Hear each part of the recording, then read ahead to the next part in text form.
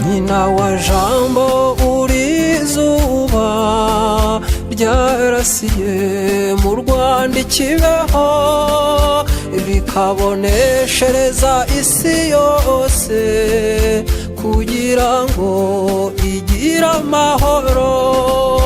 Nyina wa jambo uri izuba ryarasiye mu Rwanda ikibeho rikaboneshereza isi yose kugira ngo igire amahoro.